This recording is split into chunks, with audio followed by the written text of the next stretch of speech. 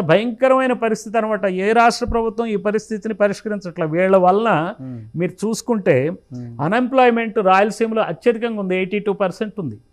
అదే మీకు ఇండియాలో 62%, ఈవెన్ కోస్టల్ ఆంధ్రలో 49% ఉంది.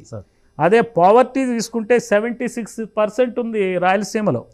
47% కోస్టల్ ఆంధ్రాలో ఉంటే పావర్టీ, 51% ఇండియాలో ఉంటే అత్యధికంగా 76%. మరి వీళ్ళంతా ఇంతకాలంగా రెడ్డి రాజులు రాజ్యం వెళ్తుంటే ప్రజలు ఎందుకంత దుర్భర దారిద్ర్యంలో ఉన్నారు? లిటరసీ కూడా తక్కువే.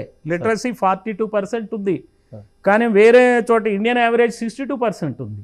అలానే కోస్టల్ ఆంధ్ర యావరేజ్ 66% ఉంది. అంటే నేను అనేది ఏంటంటే ఇది మొత్తం కూడా వీళ్ళు చేసేది రాజ్యం అంతా వాళ్ళ చేతుల్లో పెట్టుకున్నారు. మైనింగ్ మాఫియా వాళ్ళదే, ఏది చూసుకున్న వాళ్ళదే. ఇరిగేషన్ నీళ్లు ఉండవు, నిధులు ఉండవు, నియామకాలు ఉండవు. అసలు యాక్చువల్గా ఈ రాయలసీమ బాగుపడితే కానీ ఆ రాష్ట్రం బాగుపడదు.